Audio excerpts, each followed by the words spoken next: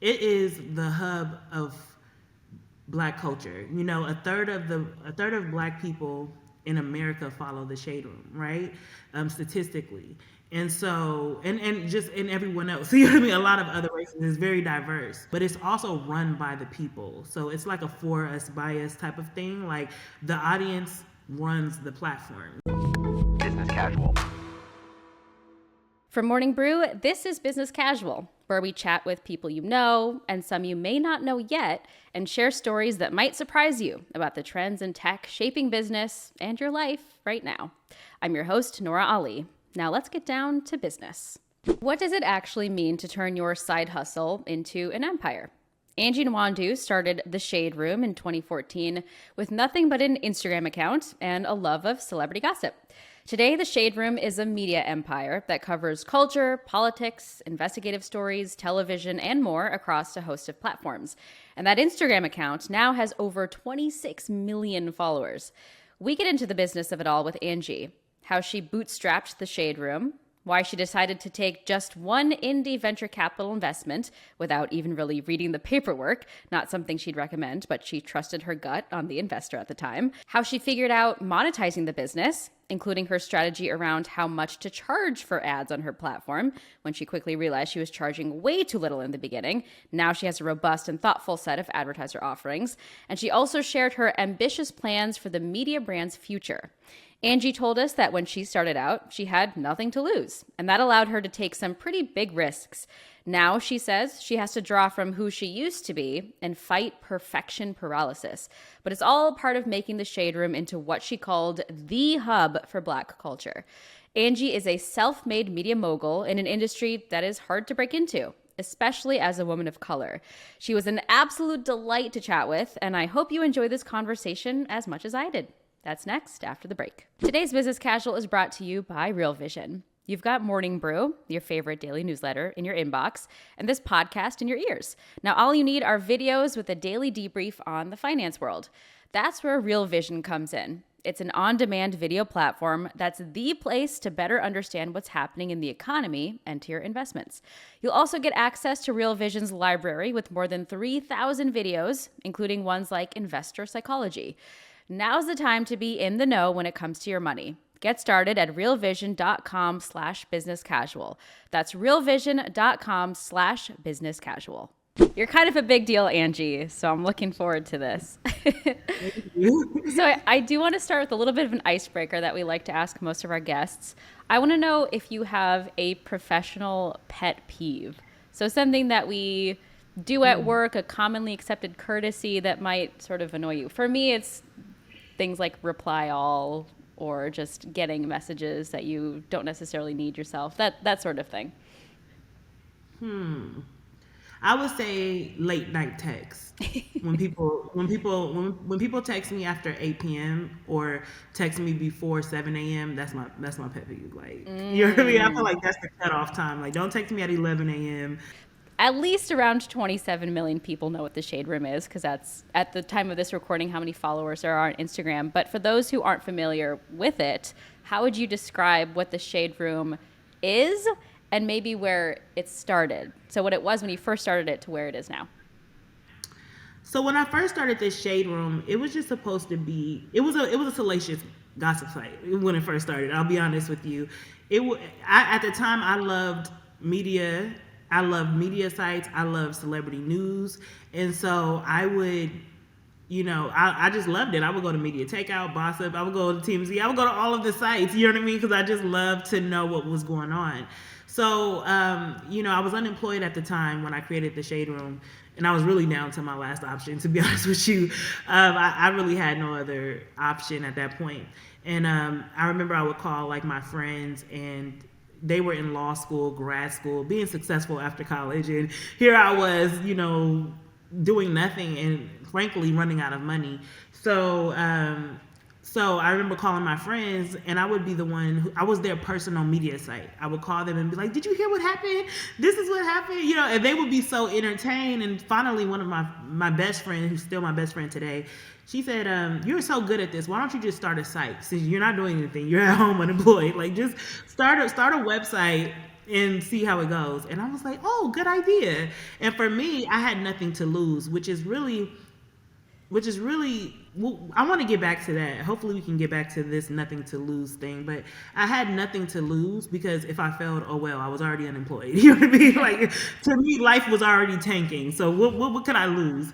So I started the website, and then it did well. And so at first it was a gossip site. It was just, salacious, and I did a lot of things back then that just, I didn't understand, right? The impact of. So over time, as I began to get an audience and as I began to get influence, I began to kind of look at the content and look at what the business and see how I could elevate it from what it was. So now what I would say is it is the hub of Black culture. A third of Black people in America follow the Shade Room, right? Statistically. And so, and just in everyone else, you know what I mean? A lot of other races is very diverse. But now what we do is I would say we're a stage for Black culture, because that's what we focus on primarily. I mean, we post other things, but primarily our goal is to talk about Black culture, Black trends, Black conversations. We're a place for conversation. A lot of people come to the Shade Room to talk about what's happening. They don't care if they've seen the story on 10 million sites. They want to come to the Shade Room to talk about what's happening. But it's also run by the people. So it's like a for us, by us type of thing. Like, the audience runs the platform, And so, yeah, I would call it a cultural hub for all things Black culture. So you, at the get-go, didn't take on that much investment. That was sort of a risk in itself, right? You took just $100,000 in a convertible note, and you used that single investment very effectively. You're famously bootstrapped as a company. How were you able to use those dollars to scale the account and scale the business so quickly without requiring outside funds, which we know a lot of startups will just turn to VC investment, even if they might not need it at the time? So the whole thing with the investment was, it's so funny. Like, I'll tell you this story, right, with the investment. Bryce Roberts is a very interesting VC, right? Like, he doesn't actually believe in taking investment all the time. His philosophy is that you need to build a company that can make money on its own, and you take investment when you need to expand or depending on the needs of the company. So he preached a lot about cash flow. Is your business able to be profitable? Like, focus on your business and trying to make a model that is profitable on its own without investment. Because if you can't make money, you know what I mean, and I take other people's money, you know what I mean, that's just his point of view. I never had that point of view going into the conversation. This is your investor, Bryce? My only investor. I'll tell you how he happened to be my only investor, how it worked out. I would have taken, if I never met Bryce, I would have taken millions of dollars of investment. Who wouldn't? It's safety. Our biggest platform is Instagram, even though our website is now growing really well, and we have a lot of other sites. We're on other sites like Snapchat and all these other ones. Everybody knows Instagram is our biggest platform. So it's very dangerous, I would say, to not take investment money personally for me, because I can take investment money and just have a little bit more safety, as far as the future of the brand. But what happened was, Bryce saw me in an article with the New York Times. And so he reached out. The New York Times did an article, said, oh, the TMZ of Instagram. So he reached out and he said, mind you, at this time I didn't have an LLC. I didn't have an accountant. Like, it wasn't even a real business. It just was a page at that time, right? So he reached out and he said, hey, I want to, invite you into my program, and I'm going to give you $100,000. Here's the deal. If here's the application, but I only had 2 days. The program started in 2 days, right? So I was like, well, look, I don't have no money to get a lawyer, so I just signed the deal. When I tell you, I didn't even read it. I didn't even read it. But I'll tell you that I would never recommend that to anybody else. But I knew when I spoke to Bryce, there was something about him that I just had a very good instinct. I'm a person of instinct. I move on instinct more than anything else. And I just knew that it was the right decision. So I signed the the deal. By the way, I lied too. He asked me how much I was making a month. I told him 10,000. I was probably making like 5,000, but whatever. I signed it without looking, and he let me into the program and gave me money without checking to see if I really had the money. You know what I mean? But once I got into his program, I realized that the money he gave me was nothing. It wasn't the money. It was the program that he had that was most beneficial to me. He was teaching me, he put me in room. You got to think about it. I was a girl from Hawthorne. I was living in Hawthorne at the time. You know what I mean? I grew up, I was born in Inglewood, at the Martin Luther King Hospital. I never had any, even though I did go to college, I never had any I didn't even know really what investment was. You know what I mean? All this stuff I didn't know. So when he brought me into his program, he put me in a room with people like the founder of Indeed.com and the founder of Square. You know what I mean? Like he put me around people that I just was able to learn from. And he told me, he was like, listen, I don't want you to take investment money because I think you have a model that can make money on its own. And if you do take investment money, let it not be think very carefully about it, Mm-hmm. And I heard that once I found out that there was a way that I could do it without investment money, I was determined to do that because I had heard horror stories of people taking investment money, getting their businesses stolen from them, having these board of directors that fire them as CEOs, or having the investors put so much pressure to make money that the business loses its appeal and its edge, or not being able to adapt because you know what I'm saying. So I was like, I just want freedom and flexibility. I want freedom and flexibility because of the audience that I have, and so I just from there started to build a model that would make money. And I focused on making sure that my business was profitable. And then I think it was 3 years later, I paid the 100,000 times 5, which was the deal. And you know what Bryce did for me? And this is why I say I went with my instinct and I was right. I told Bryce when I paid him, because I never read the contract. So after, when it was time to pay him back, I started reading the contract, and I'm like, I didn't know that if after I paid you, I still have to give you equity. You know what I mean? It was a lot of things I didn't know. So I told Bryce, I said, Bryce, I'm gonna pay you back. Can I have my equity back?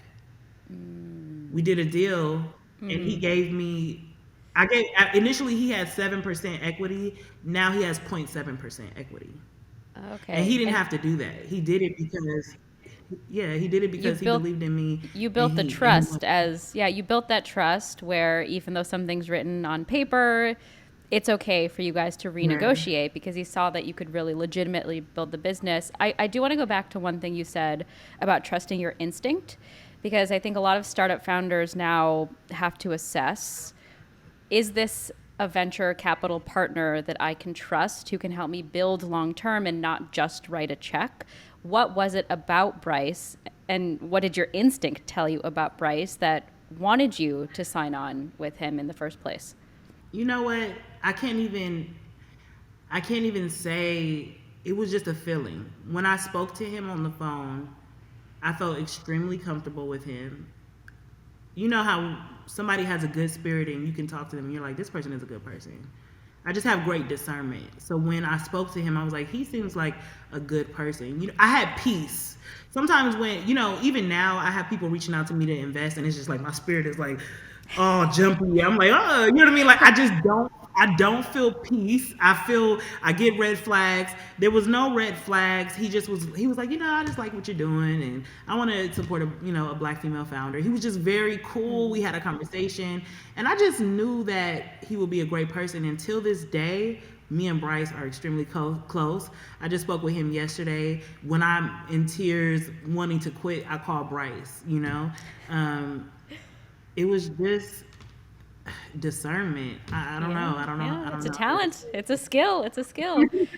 It's that gut feeling. We started talking, or you brought up your business model and the fact that your investor, Bryce, wanted you to build this model that made money on its own. What is the business model for the Shade Room, and has it evolved over time? Yeah, so okay.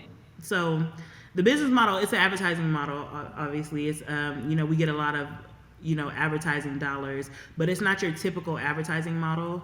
So, if you look up the statistics, like the majority of the black audience is an extremely they have a high spending and buying power, right? So, I think the buying power is like a trillion or more. Like it's really big, and they tend to buy from media companies or from companies that either reflect their culture in some type of way, companies that are about social justice and things like that. But basically, they're more likely to buy from a company that represents them than anything else. So here we are, we're a black media company, and we were able to build this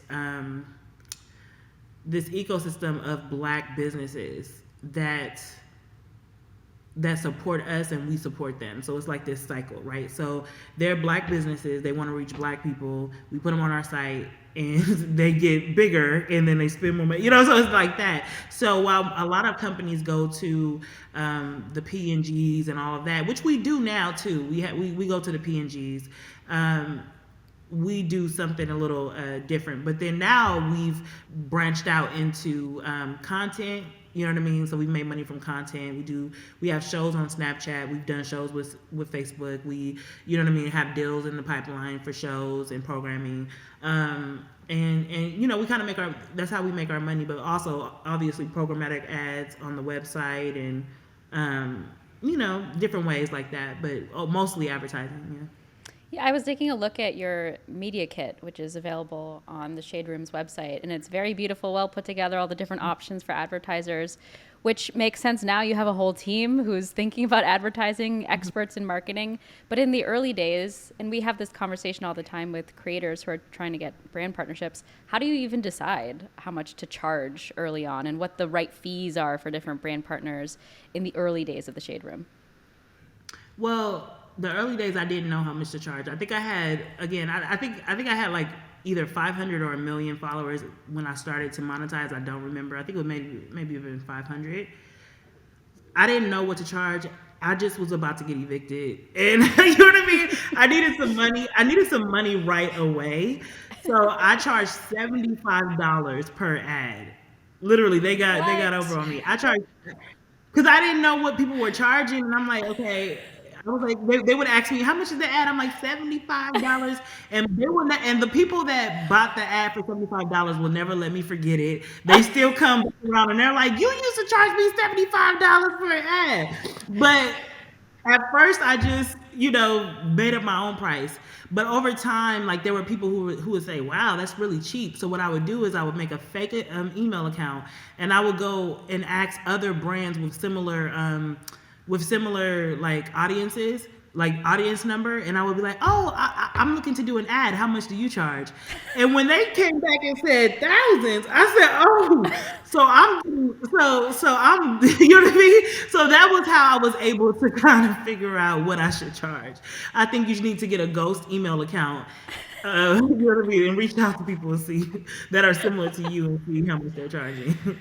That's such a good idea. I'm going to try that now too. How much do you charge for speaking in front of this number of audiences? And then you're just doing your market research secretly. Business, yeah, see what they charge. That's awesome. But thankfully, there's more resources now for creators and influencers who are trying to understand. There's some formulas that some people have came up with, but when you started the Shade Room, the resources weren't there. So I love how creative you got. So you've previously described the Shade Room's history in 3 different phases. The first being this Instagram sort of gossip blog. What was the feedback you were getting from your so-called roommates, the people as a part of the community? What sorts of feedback did you start getting that made you realize, okay, maybe we need to pivot a little bit. Maybe we need to cover more news. Maybe we need to do more investigative journalism. What was some of the feedback that you got that made you realize, hey, let's expand a little bit more? I don't know if it was the roommates, because the roommates is gonna take the drama. They like it. You know what I mean? They don't mind. They like the scandal. What do you mean? my peers and it was the people we were reporting on that had me thinking differently about what we were doing. And honestly, the times that I got deleted, I actually think I deserved it because of some of the things that we were doing. So for What happened there, if I may ask? Why did it get deleted? What happened? well, Instagram will never tell you why you were deleted. You know what I mean? They'll just say, they didn't tell me. They just were like, they said it was a mistake. Because let me tell you what happened. When we got deleted, all the sites were posting about it, like CNN Money and all these BuzzFeed. They were like, the Shade Room got deleted. So what happened was all of these big sites were reaching out to Instagram saying, why did you delete the Shade Room? And everybody was scared because this was during the time when BuzzFeed was on Facebook, remember? BuzzFeed was using Facebook as a big platform. So a lot of brands were coming to a lot of brands started to come to social media. So everybody was scared and they were on Instagram like, why did you delete the Shade Room? Because they were scared like about the landscape, you know what I mean? And so because they were reporting on it, all of their audiences were like, well, where's this Shade Room? You know what I mean? Like, so it was like that. So Instagram was just like, look, we made a mistake, whatever. Let's give them their page back, So I never knew why I was deleted. I know though that I'm saying karma, you know what I'm saying? I know that I was probably doing something. So, because that's what it was back then. So, I learned a lot of lessons through things like that, and I just had to think about it. Also, I grew up. I was 23 when I started the brand, and I was growing into a woman, and I knew that my impact on and what I was doing and my influence was getting bigger, and I just had to, do some soul searching, and it just wasn't fitting for me anymore. So I was like, what can, I would pray. I would like, what can I do with this platform that I created? How can I make it better? I still do that today, and we were able to do that, so. Yeah, so talk to me a little bit more about that expansion. So I understand that you plan on investing 16.5% of revenue this year outside of Instagram, and that includes hiring producers, journalists, expanding investigative pieces. What is your pitch to bring on seasoned journalists onto the platform? Why should they leave the CNNs and even ESPNs of the world to work for the Shade Room? My pitch was basically what brings people here, because I did take somebody from a big network. He was a news journalist and he was an Emmy winner, and we brought him here. And usually the pitch is that they don't want to be stifled. They want freedom. They want to be able to try things. They want to be able to do news for the community, and they want to, break out of the traditional structure. So that's my pitch to people who, and honestly, it's crazy because ever since we started TSR Investigates with the reporter that's an Emmy winner, and we started TSR Investigates, and he was like, look, I've been on TV every week. He was like, and I've never had this kind of reaction as I have when I'm on the Shade Room. And so, the show that he has gets millions of views every week, and I think it's over 60 million total. I want to say either 50 to 60 million total views since he started, and ever since then it's been so much easier pulling people from these networks because they see the benefit personally for them, and then they also like that they get to just kind of break out of the mold, and that's what a lot of people want to do. It's the same thing with executives from these big companies. We pulled people from the who used to work at the Grammys, had people from BET, had people from TV One. You know what I mean? And really, they come. It's not that we offer them any benefits. We offer them good benefits. Let me stop saying that, but it's no comparison. There's no comparison to a $400 million company. We can't compete.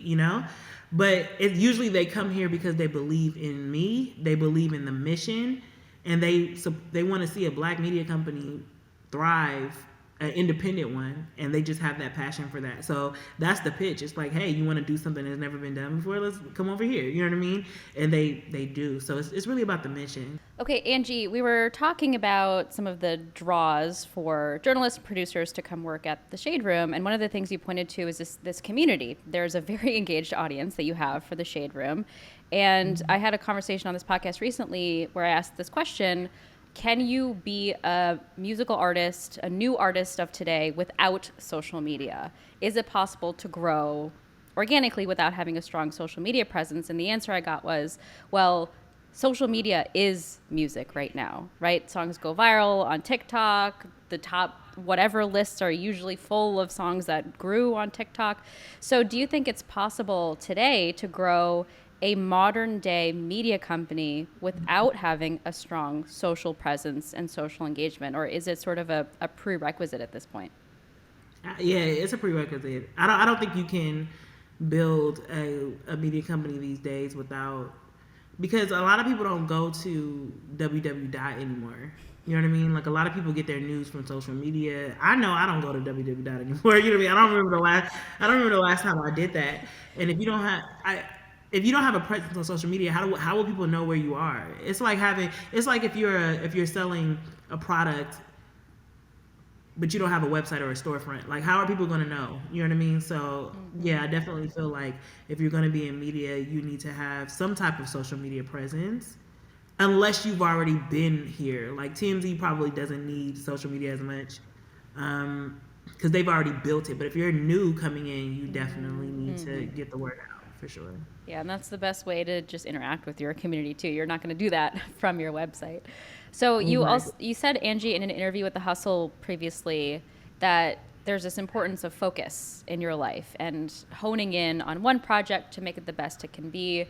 As we talked about, the Shade Room is on a bunch of different platforms. You have a lot of different projects. You're in the Hollywood sphere as well. How do you approach focus when you are trying to do so many things? Here's the thing with business that is so challenging, especially when you have like a platform like media. You can do anything. There was a time where I wanted to do college dorm room stuff because I'm like, oh, the roommates, like roommate college dorms. I wanted to do emojis. I wanted to do merch. I wanted to do TV. You know what I mean? It was just so many things that I wanted to do, and then I realized that if you try to go after everything, you literally will. By the end of the year, you're gonna look back and say, we did nothing. We didn't accomplish anything because we did a little bit of this and a little bit of that. Jack of all trades, master of none. You know what I mean? And so over time, I realized that you may want to set 3 goals for the year, like 3 solid goals, and then you want to create these markers every quarter to see how you're advancing towards those goals. But I would say 2 to 3 strong goals. Where I learned focus was from when I had a conversation with the founder of Indeed.com. Because I asked him, I said, well, why? I felt like I was talking about Craigslist, and I said, Craigslist is so I'm like, why don't they add color to it? And why don't they add this? You know what I mean? Like, Craigslist is just so it's just like so straight to the point, boring. You know what I mean? And Indeed was just like, you know what I'm saying? I was like, why don't you add all these things? He said, because our audience comes to us for one thing, and we do it very well. And when your audience comes to you for something and you master it, there's nothing more powerful than that. And he told me, you have to master what you do before you begin to do something else. You get what I'm saying? There was a time I wanted to do Shade Room Nigeria, Shade Room UK, Shade Room, and then they were like, wait, whoa, have you mastered Shade Room United States first? How are you going to build more platforms? You know what I mean? If you haven't mastered the model, like, you know what I mean? So focus is very important, and when you zero in on what your audience wants, they know you for it. We know if we want to get upscale home stuff, but not too expensive, we go to Target. You know what I mean? We know if we want to get cheap things, that are home stuff, we go to Walmart. You know what I mean? We know exactly where we want to go, right? And it's because they keep giving us what we want, and they keep doing it at a great level. I do want to go back to the nothing to lose point that you brought up, because I spoke with a creator recently for this podcast named Alex Warren, and he said the same thing. He said he was homeless at the time when he went all in on content creation, and he said he had nothing to lose, so why not? So do you think if you hadn't been unemployed, or if you did have a steady, secure job that you could lose, do you think if you had that job, you would have then you would have gone to launch the Shade Room? Or is it because you had nothing to lose that you were able to go all in on it? So both. I'll say both because my job was also a nothing to lose situation. I was making $13 an hour, and when I was working that job, I did go after my dreams. I wrote a script, and while I was at work, I was working on the script, and it ended up going to Sundance, and that was when I found out that I can do something and might see success. So when I was unemployed, I was living off of a grant that Sundance had given me, but it was an independent movie, so I was never going to make money off of it. I think I made 17,000 off of that movie, but I worked on it for like 4 years. You know what I mean? So I don't know if that's like a penny an hour, but I was never gonna make money. You know what I mean? So for me, my career, I couldn't get into grad school. I took the LSAT and I think I got a 140 on it, which is bad. My GPA from college was a 2.8. I barely graduated. So I didn't have anything to lose in the sense that there was no safety net anyway. $13 an hour, I was barely paying my rent anyway, you know? But sometimes I look back at that girl and I try to pull things from her because I'm not her anymore. I'm a different person because of the things I've gone through. But I now sometimes am more scared than she was. And sometimes I think about it, I'm like, why am I so scared to launch a project or to do something? The old me did it, and you know what I mean? Like, I had more freedom back then, and I realized it's because I had nothing to lose. Now, I have a lot to lose. So when you have a lot to lose, you sometimes suffer from perfection paralysis. You sometimes are scared of failure because now a lot of people will see versus before where if you failed it was like whatever. You know what I mean? Yeah. How does I guess how does that factor into the risks that you take with the Shade Room? Because I know you're across multiple platforms, going into new lines of business, lines of revenue, because there is so much to lose and you already have such a big community. How does risk play into your decision making now? A lot. I think that my dreams are bigger now, so they require more money. But see, the thing is that I sorry, let me think about this because I really want to give I want to give the honest answer. I'm more scared of risk now. You get what I'm saying? Because like I said, I have bigger dreams. So let's say I say, oh, let's do this venture. I know it's going to be a large investment. I know that I have to get my team on board. And if I fail, not only is it going to be massive, public, everybody's going to know, but my team, it's just like the money is going, so I have to force myself to take risks now. And like I said, I try to pull on inspiration from who I used to be because I was very bold. When I look back at those days, I'm like, wow, how did I even get the strength to, do these things? And so like, I remember when our page got deleted at 1 million followers. And I was like, I started over after that? How? Like, now, if the page gets deleted, it's over. We done. I'm not starting over from 27 million. You get what I'm saying? You understand what I'm saying? It's like, I have to force myself. I have to do a lot of soul searching and say, to do risk now. I do force myself to do it, but I do struggle with perfection paralysis. It's like, it's like I almost want to know that it's going to succeed before I do it. And that's just impossible. You know what I mean? So you have to accept that it might fail. Sounds like it's something you're working on. We appreciate you being transparent about it. Okay, Angie, before we get to our final game on this episode, I do have 2 bonus questions for you. The first is for a segment called Shoot Your Shot. So Angie, I want to know, what is your moonshot idea? This is your biggest ambition, your biggest dream, your biggest goal. It could be for Shade Room, it could be for Angie.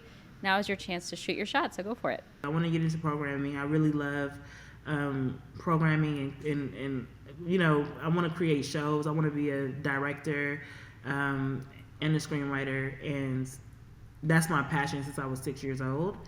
I have dreams for the Shade Room. I want the Shade Room to be the #1. It is #1 cross-platform, but I want it to be the #1. The place for all information. I want the Shade Room to be able to, you know how when things happen, the only news sites that really have access are like Fox or CNN. Like, we all have to just get our news from there.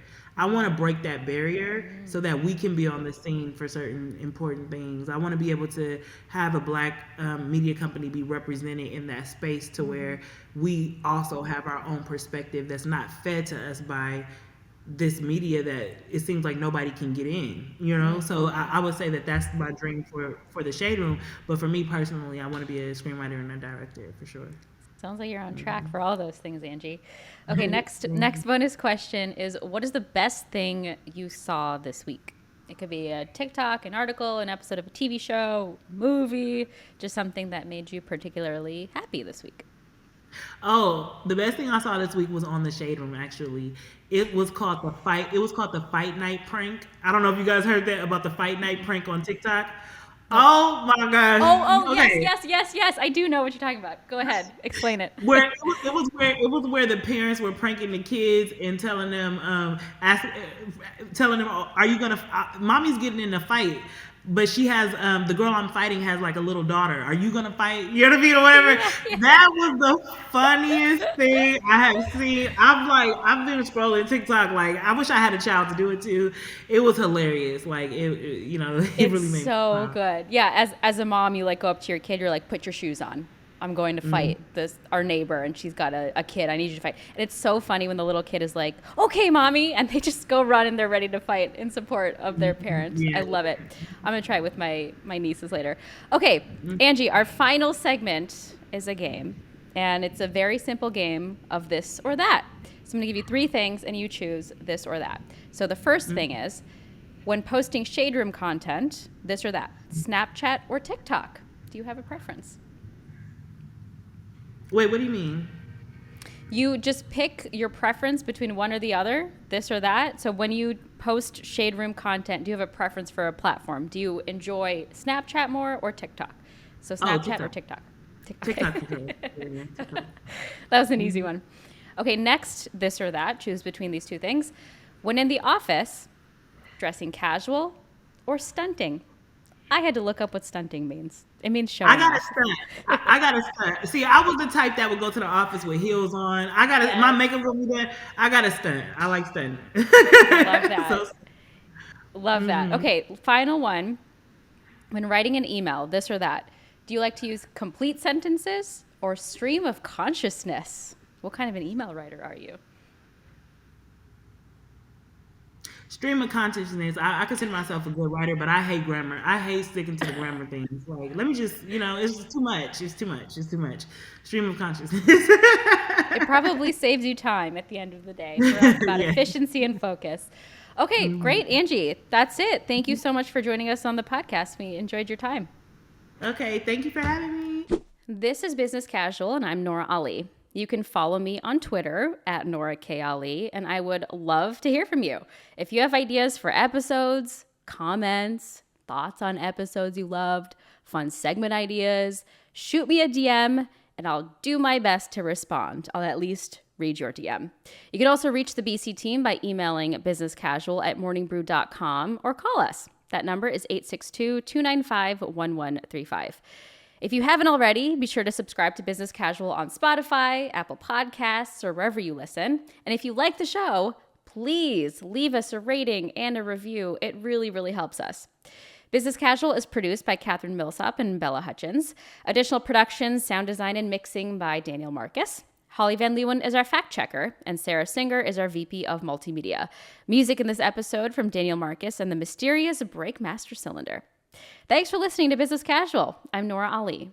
Keep it business and keep it casual. Business Casual. If you like what you saw and you like what you heard, you can listen to the entire episode of this podcast, Business Casual, anywhere you get your podcasts. And please go ahead and subscribe to the Morning Brew YouTube channel and go ahead and click on that alarm bell, that thing right there, so you can be alerted anytime there's a new video.